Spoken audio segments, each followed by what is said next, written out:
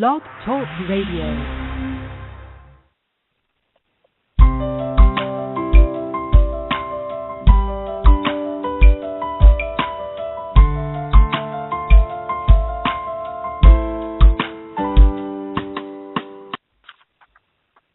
Hello, world, and thank you for joining us for another episode of Get Inspired with Joyce, streaming through Blog Talk Radio. I'm your host, Joyce Ajanapu.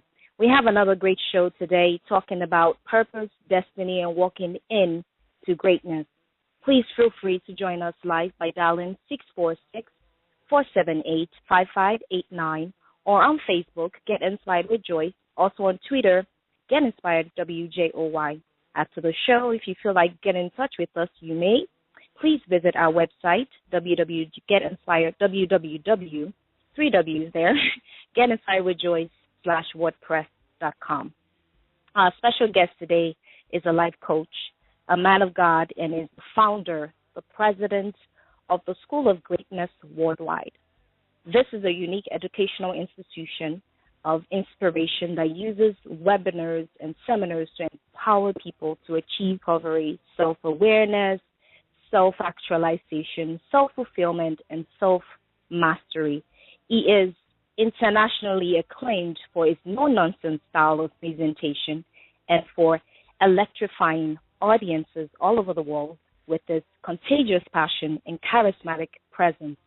His keynotes, articles, books, community advocacy, social media activities, and TV radio appearances have been classified as nothing but captivating, challenging, and compelling. I mean, I can go over and over, on and on with our special guest today. He has received several praises, from global leadership experts like Dr. Myles Munroe, and using some corporations, colleges, churches, communities to teach personal and leadership development.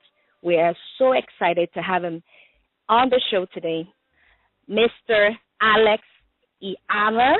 Can you hear us? Are you there? Yes, I can hear you very well. I was wondering who you were talking about. That's a mouthful. That's actually you, and you know what? I have to start. First of all, did I pronounce your last name properly? Because I don't want to mess it up. Yes, no, okay, I did. Great. Yes. Good, awesome. Awesome, and thank you again for joining us on the show. You know, I know you're pretty busy, so I really, truly appreciate you coming on the show today. Thank you very much for having me. You're doing a fantastic job, and this is the least I can do to support. Oh, thank you so much, sir. You know, I actually went online and registered for your webinar, and I've listened to some of the ones you did in the past. And to even say that you are passionate about what you do is an understatement. I can see, the energy, getting across to people, feeding off of us listening to you. And I'll just like you to, if you would, explain to our audiences, how do you really realize your calling? Because you're a life coach. You talk to people all the time. And, how exactly do you realize your calling or your purpose or destiny?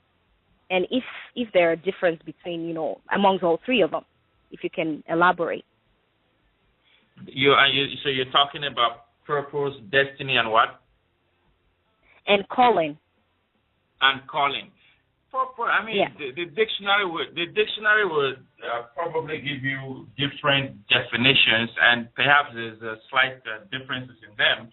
But I think one is the ultimate, is your calling, and which is your purpose, and then your destiny is actually in your hand. Like, yes, we were created in the image and likeness of God, and even before we were knit in our mother's womb, God knew us and all that. But your destiny is literally in your hand. So to realize your calling and your purpose, I often tell people, listen to yourself, watch yourself. If it was possible, record yourself during the day. Of course, you can do that, but you can do that mentally and ask yourself, like for me, if you've read my book, I talk about that every time. I mean, you go out there, you do a great job, whether you're working on the bank or you're doing business, doesn't matter. But then you get home, there's that hunger, there's that need, there's that void. And to me, that's the calling. That's why it's called calling, So the there's a part of you that's calling you to become who you were created to be. And that's not, again, there's a part of people right now in the world we live in, majority of them that's calling them, be who you were created to be who you were created to be. So how do you realize it? That's to listen to yourself. Listen to yourself. If there's that calling in you, if there's that, for me, by the special grace of God I have, I don't wake up in the morning thinking, what do I want to be? What do I want to do? I'm like, do we even have to sleep? Do we even have to go to bed? Why can't we just continue? Like, I already know where I'm going, right? So if you know where you're going, you don't wake up and say, oh, it's Monday, and you go to work on Friday, like, oh, thank God it's Friday. That's not how to live, right? So listen to yourself. Listen to yourself for the listener out there. Listen to yourself. Take mental notes of what you do, and, you know, and if something's calling you inside to be and do more, you will eventually find it. I mean, God himself said, if you seek me with all your heart, you'll find it anyway. And you're saying listening to yourself. You know, you said it so nicely. Like, I was listening to one of your webinar online, and you were saying that sometimes you're like, okay, do I even need to go to bed? That shows how much love you have for what you're doing. And you're saying, you know, your calling, it's a yearning. It's like a thirst. For me, it's like a hunger. I have to do this. I have to do this. So, but why do you think it's so difficult, though, for people to realize what they're called to do? A couple of reasons. One, unfortunately, is upbringing. I mean, my kids today can't say they don't understand what it means to have a purpose. They can't say they don't understand what it means to have passion, right? But it's up to them to decide, though, if they want to follow it, right? So, I mean, they can grow up today and decide not to listen to themselves, but doesn't mean they don't know that there's a calling, there's purpose, there's destiny. So when I talk about upbringing, this is not normally what parents teach their kids.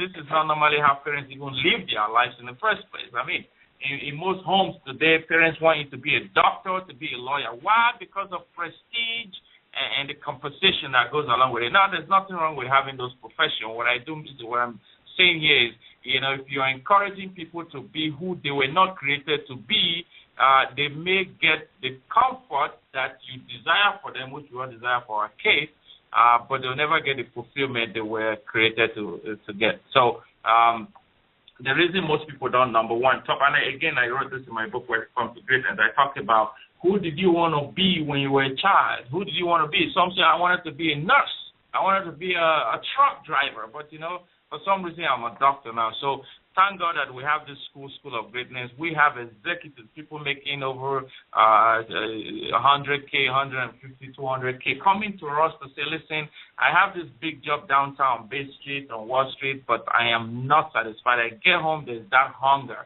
And they are willing to transition themselves from a high-paying profile job, which the parents probably slaved for to educate them for, and now they are going to become soccer for kids team. They are going to be open up a restaurant. I know a banker recently. I had lunch with him, and he's left the bank to open a restaurant, and you know, so, and it's not like a big fancy restaurant like those ones. It's just a small restaurant, and he's happy, right? So that's the number one reason. Parents. If you have parents out there, and the parents that go around me, they know that. I tell them. I say when I was young, people always told me I talk too much. In fact, they used to put my name on the list of noisemaker. I was beaten up every day for talking too much. But nobody realized I was born to speak. Now I'm flown around the world, paying thousands of dollars to speak. So how do you reconcile that, right? So number one is, you know, check your just this is the upbringing. Again, parents love us, but often enough they don't really know why we were created in the first place, and they direct their kids. I don't want to say it's the wrong direction, but I guess it's the opposite direction from what they were created for. Right. So that's number one. There are a couple of reasons, but to me that's big. So I know you talked about passion. You said something about, you know, a passion, your passion, what you have passion to do. And I'm looking at passion and I'm thinking, okay, purpose. So what's the correlation between the two? And I've heard you say several times that, you know, passion fuels purpose. So what do you mean by that? Yes. a lot of people will come to me, Alex, please coach help me. I don't seem to have passion in my life. And I say, well, a short answer to that is if you have purpose and you're determined about fulfilling your purpose generates the passion you need to fulfill it. Passion is like gas, like petrol. You're driving, you're on a journey from here to, I don't know where you're driving from, maybe New Jersey to New York. I know they're close, but you're on a journey and you need to stop and get gasoline. Now, if you're going nowhere, where's the motivation, really? Right? The reason you stop to get gas is because you have a destination and you're determined to get to that destination. So consider the petrol, consider your passion. So again, using you, I'm looking at you. Forget about me. Talk about you. Like, look at what you're doing. Like, this is. Even if you're sick, you're like, you know what? I need to have that show today. There are people listening. There are people's lives that depend on it. So if you lack passion today in your life, the very first thing you need to do is to try to determine your purpose. Now, even when you find your purpose, there are times of discouragement. And motivational speaker, inspirational speaker, yes, there are times I get discouraged. Absolutely. Right? However, though, the focus on the purpose gets me going. And because I'm determined to get going, then the passion has no choice but to generate itself. There was a talk we did at the School of Greatness. You can go on YouTube or schoolofgreatness.ca and you Google it. You go on there, you see there's a course. It's there, a 45 minutes program on how to generate passion. It's completely free for those of you who want to. You can go there and download it. You cannot have the passion you need to fulfill whatever you're determined to, except it's in line with your purpose in life, period. Wow. Exactly. Wow. I mean, just listening to you, so it has to be in line, yes. They work together. Is passion filling you, and that's what gets you going. So, but I guess my next question is how exactly can you take inventory to find out and say, okay, am I really doing what I'm truly supposed to do, even though you have passion for it? Success has anything to do with it? Yeah, that would be in line with how fulfilled you are. I just talked about, I was a banker and I was able to work my way through the ranks of the bank to earn a good living from it. Like literally, like I was satisfied. In fact, in those days in the bank, when they did the employee survey, I was the only person in the whole department. In fact, probably one of the few in the whole bank, even on the whole bank of 60,000 employees, who always check the boxes of number 5, completely satisfied. And people would say, how could you be satisfied? Like, are you saying your money is enough? I said, listen, I am satisfied with what I get. It's a decision to be satisfied. If you give me more money, fine, I'll take it. But that doesn't mean I have issues, but I tackle the issues myself. So what I'm basically saying is, here's a man who's satisfied with his salary, with his position, with his influence, with his workload, and with basically everything that life offers him in his workplace. However, I still get home, and there's that hunger. There's that hunger. Not even the best cooked meal can take that hunger away. So, if you get home today and you put your 2 feet on your table, you pop the TV and you take the remote control and you're flipping it with a beer in your hand, that you're trying to fill up the need in you. And you're trying to fill up the need in you. I often say, and if you've heard me speak, I often say this, I said, by the special grace of God, I'm going to work my body, and the veins in my body will be begging for mercy by the time I'm leaving this earth. They'll be begging, okay, you have definitely made an impact, you have fulfilled. The goal of any man should be to meet the Maker, where the Maker says, welcome home, you good and faithful servant. You have gone to earth. You live 18 years, 20 years, 60 years, 100 years, it doesn't matter, but you have made the impact that I sent you there for. Look at Nelson Mandela. Nelson Mandela, over 90 years old, and the most attended state funeral on the planet. Most attended. Every president, retired, former president, sitting president in all the countries, most of the major countries were there. Why? Because he ran the race and he finished it. So if again, how do you know you're it's got to do with satisfaction when you wake up in the morning. I mean, there are statistics that indicate that people heart attack happen mostly on Mondays. You can Google it. There are some statistics that most people die of heart attack on Monday because they have to go to work. Because they have to go to work. When I was in the bank, I knew people who were in the meeting room. They said, "Oh, where is this person?" They say he died this morning. He died this morning, Monday morning. I don't remember anything that died on Wednesday. And so, you know, here you are. You wake up. You know, your wife or your family, your husband, it doesn't matter. Your family, you're trying to scramble them. They have bills to pay, and then you're going to this job that is just not fulfilling. Like, how do you do that? How do you do that? Yeah, people will tell me, "Oh, is it paid?" Really? I tell them, I say, when you discover your purpose in life, you never worry to be paid forever. Mark Twain once said, if you discover your purpose, you will never work for a single day in your life. You'll be having fun.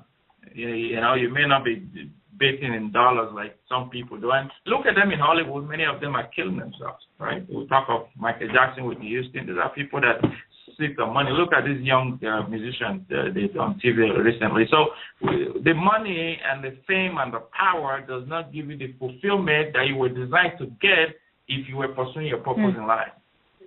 Right? So yes, sir. That's my take on that, my dear friend. Amazing. Well, well, you know, I was one of your webinars too talked about fear, overcoming fear.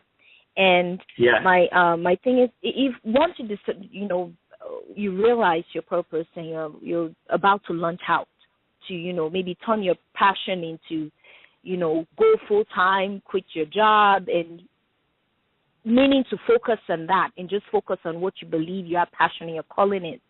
How do you overcome the fear of the unknown? Yeah, you're probably referring to the webinar we did called "Fear is Dead." Right? Fear has been conquered. Fear died thousands of years ago.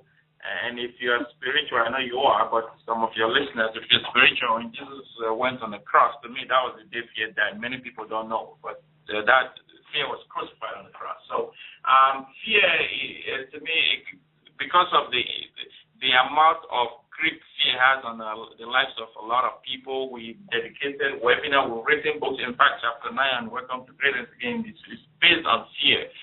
You have to first of all realize that fear is a perceived emotion. You perceive it. So when people tell me, they come to me, "Oh, Alex, please, can you help me overcome fear?" The very first question I ask them is, "Can you give me the fear? Put it in my hands." And I stretch my hands to them. And like, "What do you mean?" I say, "Put it in my hand." But they can't put it in my hand. I say, well, they are bewildered. I'm like, "No, you said, you have fear. You have it, you said. But where is it? Put it in my hand." And they can't. Why? Because it doesn't exist. It's, like I said in my book, I said fear is a distressing emotion that is aroused by impending danger, evil, or pain. Whether the threat is real or imagined is not even the question. Because of the fear of being ridiculed, because of the fear of failure, and sometimes because of the fear of being successful, many people no longer aim for the best, but they only just aim to avoid the worst, right? So to overcome fear, as I said, you have to face it like David faced the Goliath. People think Goliath may have been some 7-foot tall guy with some big head and big arms and this, but that was his fear. That was a lot of people's fear. How did David overcome Goliath? You face it. If you run away from it, they will keep running after you. The reason a lot of people are still trapped by fear is because they're running away from it. If you run towards it, you'll find yourself, you walk over it or you pass through it. I've done that, and I've heard people to do that, so it's absolutely possible. So now there are some fear that you can do things about, and some you can't do things about, right? So, stock market, like, we can wake up tomorrow morning and it's gone. It's been wiped out, either by terrorist attack or by natural disaster or by some computer attack or something, right? So are you going to live in fear of that, right? So focus on what you have full control over, and I can guarantee. It's a guarantee. I guarantee people, I said, if you keep running away, I guarantee you fear will run after you, behind you. But if you run towards it, I also guarantee you will overcome it. The decision is in your hand. Decision is in your hands. Face fear squarely. Just face it. Yes. And you've been talking about a lot about your book. Go ahead, sir. No, you go ahead. Oh, I was going to say, you've been talking a lot about your book, and I just want you to talk a little bit about it. What do you want people, every time they pick up your book, when they close it up, what do you want them to hold with them? What is the key thing that you want at least people to understand and realize about your book once they drop it, after reading it? I'm going to go with the feedback we've received, what people have told me, what people have sent either through email, Facebook, or wherever they're sending those feedback through. It's the fact that it woke them up. It woke them up to the fact that they can overcome whatever is on their path on the way to greatness. And the subtitle actually says it, Welcome to Greatness, a wake-up call for your journey en route to fulfillment. A wake-up call. So this book is not only meant to wake you up, but it's to actually guide you through the journey. Chapter 1, 2, 3, 4 is under a self-discovery. We've broken the book into 3 parts: self-discovery, self-awareness, and self-actualization. You cannot begin to actualize if you don't know who you are. You need to discover yourself. A lot of people win $100 million today. They go broke in just a few years. Why? Because, people come to me. They say that. One woman came the other day, years ago. She was retiring from a big firm down here in Toronto, and they gave her a lot of money. So I said, so what do you want to do? I want to do this. And I'm like, no. You need to take some step back and say, what was I created to do on this planet? Have I accomplished my purpose in life? Because if you haven't, here's the opportunity. You have thousands and thousands of dollars in your hand. Here's the opportunity to do just that. So the book helps you to discover yourself, help you to also see the challenges that you will face, and then give you strategies to overcome them, and then moves you to the second step or second phase, which is self-awareness. Things you need to be aware of, things you need to watch out for, things you need to understand about life. The Bible says people perish for lack of knowledge. There's no way it says people perish for lack of money. People don't perish for lack of connection. People perish for lack of knowledge, because even the cancer and the illnesses we fight today is because people had no good knowledge of dieting and exercising. Right? So self-awareness is the second phase, critical, and then the next 4 or 5 chapters is self-actualization, which, as Abraham Maslow had a very good research that he did on that part. But self-actualization, and at that chapter or that phase, as you go through the chapter, you start seeing that, wow, I've discovered myself. Now I know what I need to be watching out for.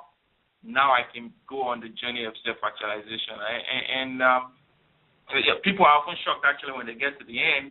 It says the journey begin all over again. And the reason is because you cannot know yourself to the end, right? So it's a process. These 3 phases, they are all processes that you have to keep going through. I'm learning a lot about me every day. Yes, actually, I'm learning a lot about me. And yes, I'm a teacher of topics like this. So it's a process. And until you begin this process in your life, you're going nowhere. You're like a hamster in the cage. You're wasting all your energy around turning the wheel, but going nowhere. Like an hamster. Wow. I know I'm going to, I guess, get into, before we close, get more information about how we can get in touch with you in case our listener wants to get in touch with you. I know you're everywhere. I'm like Googling, I was Googling your name, Google or Googling, ING, trying to get more information about you, and your name is coming up from everywhere. So I'm sure we can all get in touch with you, even just by going online and searching with your name. But I'd like to get more information about you at the end of the show as well. And I know you're probably working on a lot of stuff. So do you have any projects in pipeline right now that you want to share with us, or you want us to look out for, coming from your School of Greatness worldwide? How many hours do we have left on the show? I'm sure I can imagine you have thousands. Do you have 4 days? I am not joking. Sometimes when I want to tell people my vision, even if they're on the phone, I tell them, make sure you're sitting down because you make collapse, right? So they said Apostle Paul was preaching one day and somebody fell off the window and died, right? Because the guy has so much to say. So I tell people, I hope you're sitting down just before I begin. I'm just kidding. But really, a couple of initiatives, lots and lots. We have lots on the go. The School of Greatness right now, I mean, we have access to over 100,000 people from over 45 countries worldwide that are all gravitating towards the School of Greatness. Some feel the name is captivating, some understand the message, few understand the vision, but for one reason or the other, a lot of people are gravitating towards it. They want us to open campuses in Nigeria, in Ghana, in the UK, in Glasgow, in Mexico, literally all over the world. People are asking how they do it because this is a virtual school. Wow. You don't need to, like I say, some people, you don't need to have your shower before you come to the school, right? Because we don't see you anyway. You see us, but we don't see you. So you can log in and take a course. You can actually request a course. So any life skill, any skill you require in life to fulfill the purpose with which you are required, you can get from the School of Greatness or you can request for it. So today at 8 o'clock Eastern Standard Time, we're talking about how to position and promote yourself and your business for to achieve massive success. Massive success is our theme for the year 2014. Massive success in every area of life. And we are positioned to do that. We've just launched our app on the iPhone, iPod, and iPad, and on the Android platform as well. So you can go on the marketplace, iTunes, and look for Ihama app, and you will have access to so much other information. Of course, like George mentioned, like you just said, we're on Facebook, Twitter, LinkedIn. Just Google Ihama School of Greatness, and you'll find a lot of information. But right now, our goal is to open campuses, virtual campuses, literally all over the world, major cities around the world. And we are partnering with churches and government and schools and corporations to sign up their people as students into School of Greatness, which means as a church, your members can become students at the School of Greatness, and they can log in at any time and get coached or mentored for any situation, life skill. And we now do virtual presentation to churches. Imagine that. Right? So instead of flying us down, which takes thousands of dollars, you can be in Ghana. We did one the other day for Dallas, some bishops in Dallas. We did a webinar for their leadership team. We do webinars for corporations right here from Toronto. So we are making sure that, in my book, I talked about whatever you're pursuing in life, whatever it is you're pursuing in life, no stone should be left unturned. No avenue should be left unexplored. No person with the possibility of helping should be left uncontacted. You have to maximize, every avenue, and it's what we're doing. That's why we're on now. We have an app, we have a virtual school, we have books, we have everything, newsletter, you name it. So that's it. Like every other initiative we're doing is in support of the vision, and the vision is simply this: to be where you need to learn all you need to be or you should. That's it. Amen. Amen. So what I'm going to do, thank you so much again. I think that's pretty much all the time we have, but I'm going to create a YouTube version of the show, and I'll put it up so people will have access to it and get all your information. And I want to say thank you so much, Mr. Ihama, for joining us on the show today. And we hope to see you very much soon. We hope to see you. Hopefully you will come back on the show. That's all the time we have for you today. We hope you've been inspired today to start living on purpose and working towards making this world a better place. And, I pray that God will open your eyes to realize your purpose and usher you to the next level of greatness. Until next time, I want to say thank you for joining us on Get Inspired with Joyce. I'm your host, Joyce Ajanaku. Thank you, Mr. Ihama. Thank you so much. Thank you very much. Have a good night, everyone. You're welcome. All right, bye, everybody. God bless you. Bye-bye. Bye.